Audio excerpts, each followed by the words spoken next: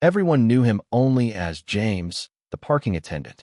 When wealthy people dropped off their cars and left, they would forget to even thank him.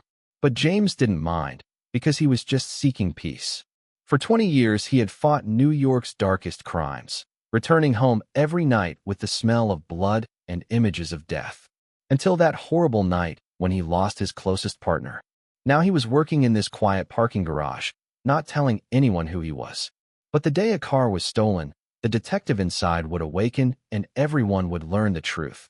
This man was one of New York's most talented detectives.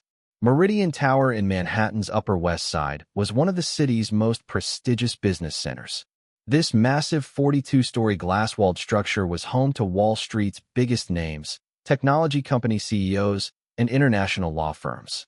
The building's lobby displayed sculptures made of Italian marble, crystal chandeliers, and original Andy Warhol pieces. This wasn't just an office building, it was a status symbol. Every day, thousands of people entered and exited this building. In the morning hours, suited business people would flood in, and in the evening hours they would return home with tired faces. Inside the building, every kind of life drama was played out. Million-dollar deals, career-changing meetings, love stories, betrayals, successes, and failures. The parking garage in the building's basement was a completely different world.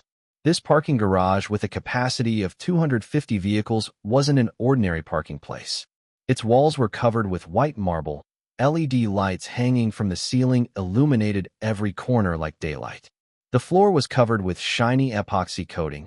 Every drop of water and oil stain was cleaned immediately. Additionally, there was a 9-person professional security team working 24 hours a day. 3 people per shift, cameras in every corner, sensors at every entrance. This wasn't just a parking garage, it was a protection palace for luxury cars. The total value of cars parked here exceeded $100 million. Lamborghini Aventadors, Ferrari F8 Tributos, Rolls-Royce Phantoms, McLaren 720Ss, Porsche 911 Turbos. Each one worth as much as a house. James Crawford, 54 years old, 6 feet tall, medium build, with short and neatly cut gray hair, brown eyes that always looked tired but alert.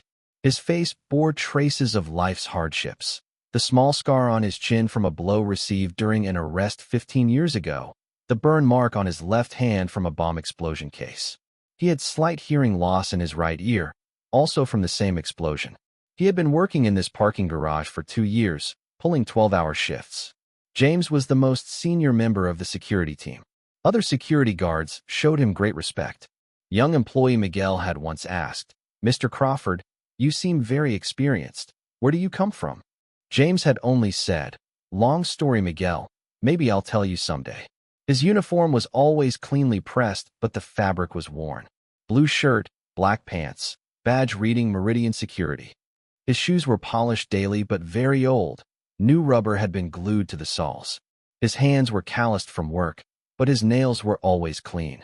On his belt were keys, radio, a small notebook in his pocket, and an old model pen in his chest pocket. Every morning at 6 o'clock he would come to work, sit in the small security center, and check the 12 security camera monitors on the wall one by one. These monitors showed him every corner of the parking garage. Entrance ramp, parking areas, elevator front, emergency exits, car wash area, maintenance room. James wouldn't miss any detail. He would analyze the images from each camera and immediately take notes if he noticed anything abnormal. Customers treated him very differently.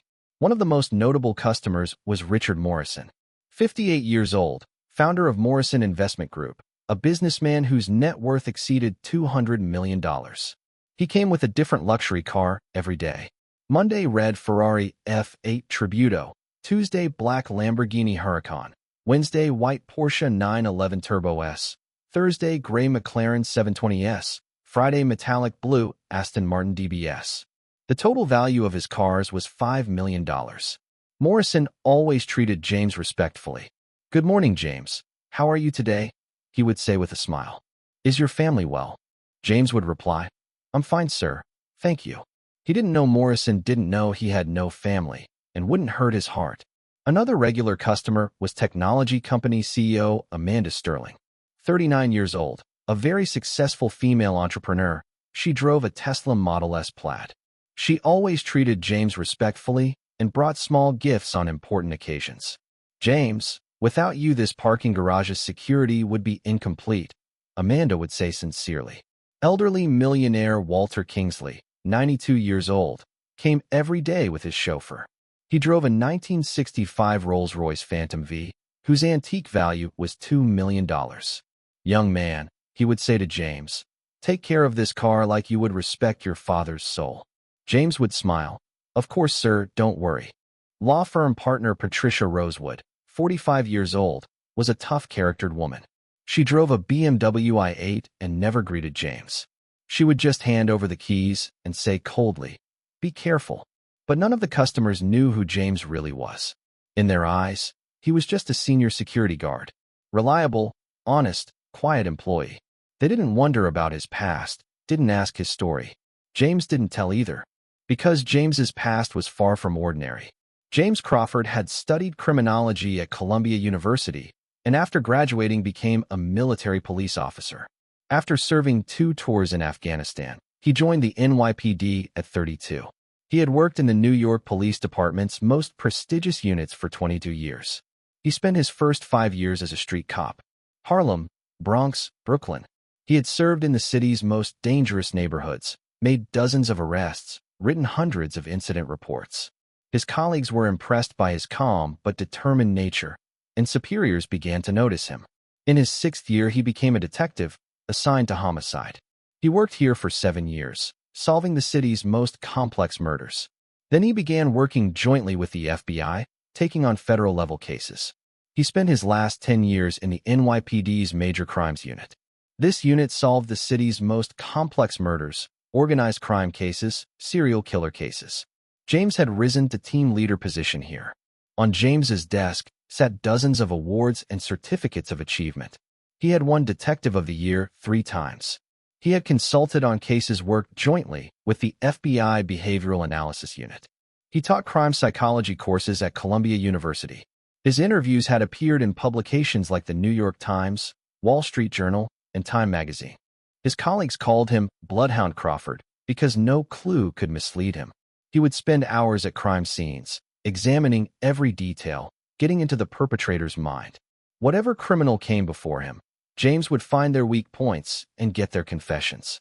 His most famous case was the 2018 Manhattan Night Hunter case. A serial killer had murdered 5 young women, challenging the police. FBI, NYPD, even private detectives were helpless. James spent 2 months creating the perpetrator's psychological profile, analyzing behavioral patterns. He finally caught the killer at a cafe while all media was present. "Detective Crawford is a genius," read newspaper headlines. James had a personal life too, of course. He had been married to Linda for 15 years, but work stress had ended their marriage. They had no children. Linda had left saying, "You're always busy with criminals, you never pay attention to me." But James's real family were his work colleagues, especially his partner Detective Sarah Martinez. Sarah Martinez, 43 years old, Puerto Rican, was a very talented detective. She had been James's partner for 13 years. The duo was NYPD's most successful team. Sarah was street smart, could easily communicate with people, had strong intuition. James was analytical, patient, detail-oriented. Together, they formed a perfect combination. Sarah also had a difficult past. She had grown up in a poor neighborhood in the Bronx, lost her father in gang wars at 14. She started working early to support her mother and siblings, finished police academy by going to night school. When she joined the NYPD, she faced discrimination for being both Hispanic and female. But she silenced everyone with her talents. James and Sarah had a special bond. Both were people who had faced hardships in their lives, become isolated from family. They were like siblings to each other. James considered Sarah's 16-year-old daughter Maya as his niece, bringing gifts on birthdays. Sarah understood James's loneliness, inviting him to dinner on weekends. "James, you're part of our family," Sarah would say. James also looked at her like a sister. "Sarah, you're the only real family member I have in life." They worked together for 7 years. They solved 168 cases. They never experienced failure. It was NYPD history's most successful partnership. But 2 years ago, that horrible night changed everything. You haven't seen the biggest surprise yet. March 27th, 2022, Sunday night. A major operation was planned in Brooklyn's Red Hook area. A drug gang that had been tracked for 3 months was making a big shipment that night. NYPD Narcotics Unit was working jointly with Major Crimes Unit. This operation would be one of the biggest cases of James's career. James and Sarah were tasked with capturing the gang leader Carlos Mendez. Mendez was one of the most dangerous crime leaders in the city. He was on the FBI's most wanted list. He hadn't been caught for 10 years. His gang controlled 40% of New York's drug traffic. "This operation will be the peak of our career, James," Sarah had said while preparing. "If we catch Mendez, half the city will be cleaned up." "Let's be careful, Sarah. These people are very dangerous. They have nothing left to lose." "Don't worry, partner. We're the best. We've never failed so far." At 9 p.m., they began surrounding the old fish cannery factory in Red Hook. 200 police, SWAT teams, helicopters, FBI agents. It was one of the biggest operations. Media was also there, filming from a distance. James and Sarah were controlling the back of the factory. The plan was to surround the gang, cut off escape routes. "James, east side is clear," Sarah said over radio. "West side is also clear. Central, operation can begin." But something was going wrong. The factory was too quiet. There should normally be 20-30 gang members, but no sound was coming. "Sarah, this place is too quiet. It's like it's empty. Maybe they're sleeping. Or they're not expecting us." SWAT teams stormed the factory. When they entered, they were shocked. The factory was completely empty. Just old machines and garbage. No gang members, no drug packages. "This is a trap," the operation commander shouted over radio. Right then, gunshots rose from all around the factory. Gang members had hidden on the roofs of surrounding buildings, at windows, by warehouse doors. They had ambushed the police. It was a very well-planned trap. James and Sarah were trapped in the narrow alley behind the factory. Heavy fire was being opened on them from both right and left. Gang members were spraying them with automatic weapons from the rooftops. "Sarah, go to the right side. I'll protect the left side." "James, there are too many. Call for help." James called for help over radio. But SWAT teams were in the same situation, scattered in all directions under crossfire. No one could help anyone. Sarah began firing at gang members on the right side. But ammunition was rapidly decreasing. "James, I'm running out of bullets." "Wait, Sarah, I'm coming to you." James began running toward Sarah. But gang member Carlos Mendez began firing with an automatic weapon from the roof of the opposite building. This was his revenge. He wanted to turn the police into hell. Sarah took a hit to her leg while running. She fell to the ground, but tried to get up. "Sarah," James ran to help her. But it was too late. The bullet rain from Mendez's automatic weapon hit Sarah's chest and abdomen. "No." "Sarah." James cradled Sarah. Blood was flowing rapidly. Sarah's eyes were opening and closing. Her breath was rapidly fading. "James. James." "Sarah, you'll make it. I'm calling an ambulance." "James, listen to me. Continue for justice." "Sarah, don't talk. Save your strength. Maya is waiting for you." "Maya, tell Maya. I love her so much." "You'll tell her yourself. You'll make it." But Sarah's eyes slowly closed. Her pulse weakened and stopped. In James's arms, his closest friend, his sister, died. "Sarah, Sarah, come back." James cried while holding Sarah's body. Around him, gunshots, shouting, helicopter sounds continued, but he could no longer hear anything. His heart was shattered. The operation lasted 3 hours and was finally successful. Carlos Mendez and 23 members of his gang were caught. But none of this mattered to James. He had lost his closest friend, his sister. Sarah's funeral was one of the most crowded funerals in NYPD history. Thousands of police, FBI agents, government officials, city council members attended. James was one of the pallbearers. The medals on his uniform felt heavy, but his heart was heavier. He had to give a speech at the funeral ceremony. When he approached the podium, his hands were trembling. "Sarah Martinez wasn't just a police officer," James said, his voice shaking. "She was a hero, a mother, a sister, a friend. She gave her life for justice. She risked her life to make New York safer and made the ultimate sacrifice. Her memory will live forever in our hearts." But James had made an inner decision that day. He would quit being a police officer. He couldn't do this job without Sarah.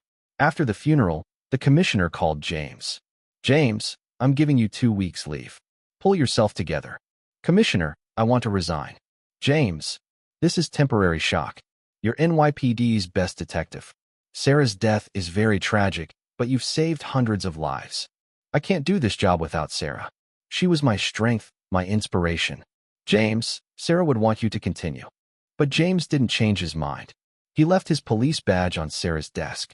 His brilliant 22-year career had ended. The next 2 years were hell for James. He fell into depression, didn't leave home, started drinking. His pension was enough, but he had lost his purpose in life. He blamed himself for Sarah's death. I couldn't protect her, he would say at nights. I was too late. I should have been with her. Sarah's daughter Maya was a university student now.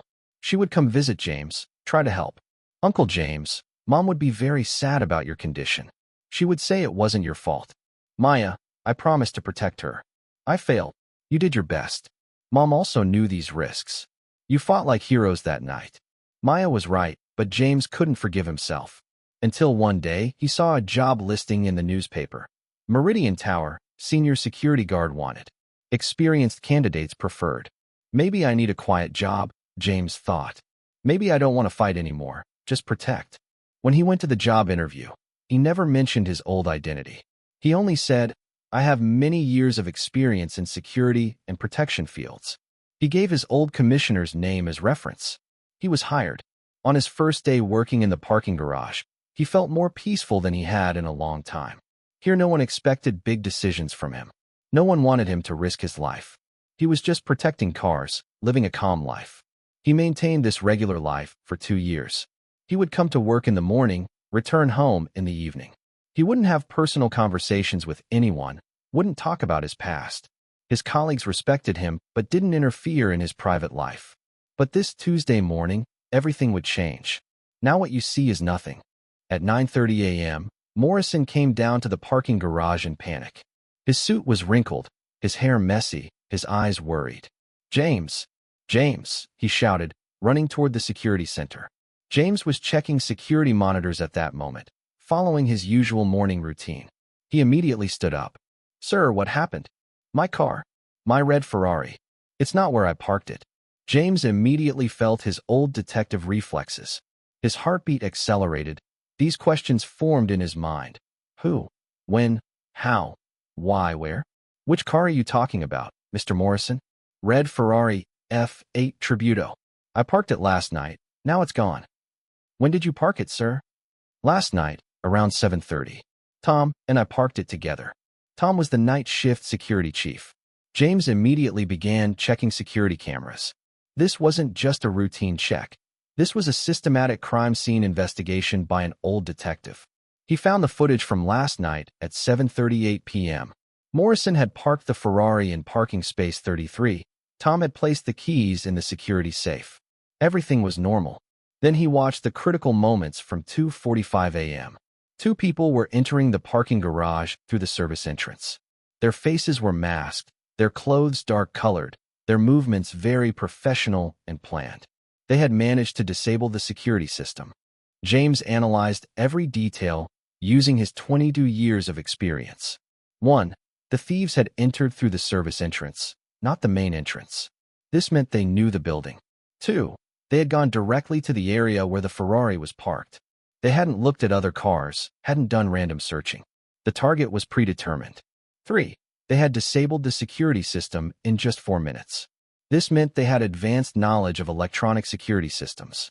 4. Where had Tom been on the night shift? Why hadn't he watched the cameras, heard the alarm? 5. Something was familiar about one of the thieves' movement style. The way he used his left hand, his walking style. Mr. Morrison, we need to call the police, James said. What will the police do? Security in this parking garage is your responsibility. I've been paying security fees for months. Morrison was right. This incident was an indication of a flaw in the security system.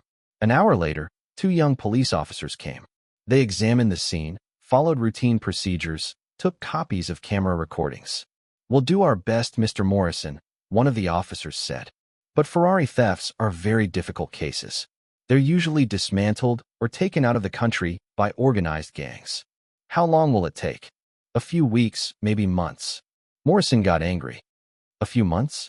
That car is worth $400,000. After the police left, James examined the cameras again. This time he was looking with old detective eyes. He noted every movement, every detail. Something was definitely familiar about one of the thieves' movements. The way he used his left hand, how he turned his shoulder, the slight limp while walking. Something came alive in James's memory. I've seen this movement style before, he thought. But where? That evening after his shift ended, he would normally go straight home. But this time he stayed in the security center. He began trying to recreate his old files in his mind, remembering similar theft cases. Tony Grimaldi, he muttered to himself. Same way of using the left hand. And that slight limp too. Tony Grimaldi was a professional car thief James had caught 8 years ago. Grimaldi, who was the leader of a luxury car gang in Manhattan, had stolen 15 Ferraris, 20 Lamborghinis. He had served 5 years in prison, got out 2 years ago. James had chased him for a very long time then, finally caught him. James decided to use his old connections. He called his old partner at NYPD, Robert Kelly. James, is that you? My God, we haven't talked in a long time. Hello, Bob. How are you? I'm fine, buddy. How are you? Are you happy in retirement? Bob, I wanted to ask you a favor. Of course, tell me. James explained the situation. The Ferrari theft, the images on security cameras, his Grimaldi suspicion. Kelly was surprised. James, are you still doing police work? Didn't you retire?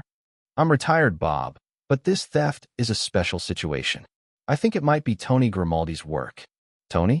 Yes, he was seen in Queens last month. He was meeting with old friends.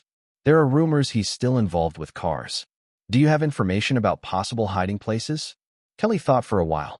There are some old warehouses in Queens industrial area in Long Island City. We used to find evidence from there in such cases. I'll send you the addresses. James learned Grimaldi's possible hiding places, known accomplices, favorite working areas from Bob. With his old friend's help, he formed an investigation plan. The next day Morrison came again, this time looking even more tense. James, did the police find anything? Not yet, sir. The investigation continues. Investigation? My $400,000 car has disappeared. They're doing an investigation. This is unacceptable. James hesitated. It was time to reveal his identity. Mr. Morrison, I used to be a police detective. If you give permission, I can conduct my own investigation. Morrison looked with amazement. You? Were you a detective? I worked at NYPD for 22 years. I was in Major Crimes Unit. I dealt with these types of cases for many years. Why didn't you tell me this before? I wanted to leave the past behind. But this situation is different. Morrison got excited. If you find my car, I'll give you a $20,000 reward. I won't do it for money, sir. I'll do it for justice. That evening, James felt like a real detective for the first time in 2 years. He set out toward Queens with his old Honda Civic. He was using Sarah's investigation methods, systematic, patient, detailed. His first stop was the old auto repair shops in Long Island City. He knew there were illegal operations in this area that dismantled stolen cars into parts. At the first repair shop, do you know Tony Grimaldi? We don't know him, brother. We work legally, the worker said. But James understood they were lying. Body language, eye movements, tone of speech. His 22 years of experience told him everything. At the second repair shop, he got more information. An old worker said, I don't know Tony, but there was someone like that. He did business around Astoria. James headed toward the old warehouse complex in Astoria. This was a tactic Sarah used frequently, approaching from the periphery of the net toward the center. At 1:30 a.m., sounds were coming from outside a warehouse. Electric saw sounds, metal cutting sounds, conversation sounds. James quietly got out of his car, using the covert approach techniques from his old police days to get close to the building. He observed the inside through the warehouse window. There were 3 people inside. They had begun dismantling the red Ferrari into parts. The engine hadn't been removed yet. The main structure was intact, but they were racing against time. The leader of the thieves was who he had guessed, Tony Grimaldi. James's memory hadn't misled him. James called the police with his cell phone. 911. What is your emergency? I want to speak with NYPD Detective Kelly. This is from former Detective James Crawford. James, why are you calling at this hour? Bob, I found them. Astoria, 47, Crescent Street Warehouse. The Ferrari is here, not yet completely dismantled. There are 3 suspects. James, what are you doing there? This is dangerous. I'm investigating. Send help immediately, but quietly. If they escape, we won't find this opportunity again. We're coming. Stay away, don't go inside. James continued observing the warehouse. Grimaldi was removing the Ferrari's valuable parts. Engine, transmission, electronic system. They would completely dismantle it within a few hours. 20 minutes later, 4 police cars surrounded the warehouse. SWAT teams quietly took positions. This was the type of operation James had planned. Crawford, are you ready? The operation commander asked. I'm ready. SWAT teams stormed the building. James also entered with the team.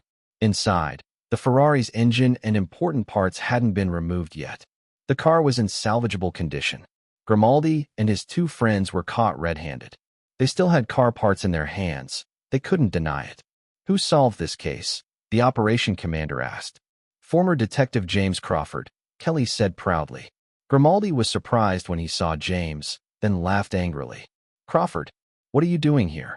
Didn't you retire? I'm retired, Tony. But justice never retires. Still the same moral detective. How much are you making now? Are you chasing cases like this on a security guard salary? James stayed calm. Tony, for me this isn't about money. This is about doing what's right. You won't believe, but the next day when Morrison got the news, he couldn't believe it. James, you created a miracle. While even the police couldn't find them, how did you find them? James told his story. His NYPD past, his long years, Sarah's death, his early retirement, why he started working here. Morrison was very impressed. James, this is a huge waste. You shouldn't be working here as a security guard. Your talents are meant for much more. I'm happy here, sir. I want a peaceful life. No, James. I'm going to make you an offer. Our company's security director position is open. Salary is 3 times your current salary, private office, your own investigation team, company car. What do you say? James thought. He was silent for a long time. I have one condition, sir. Tell me. Sarah's daughter Maya is studying at university. Law school is expensive. Give her a full scholarship. Of course.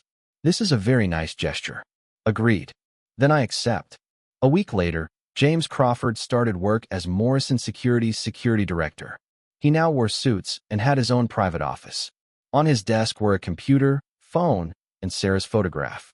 His first job was to completely renovate Meridian Tower's security system. New generation cameras, advanced alarm systems, stricter security protocols. He also investigated the negligence of Tom, who was on night duty. Tom had dozed off that night and hadn't monitored the cameras. James fired him. In the second month, another theft attempt occurred. This time he was prepared.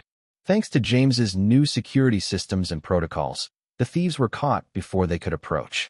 Morrison was so pleased that he gave James authority to manage all the company's security operations. James, you won't just be security director.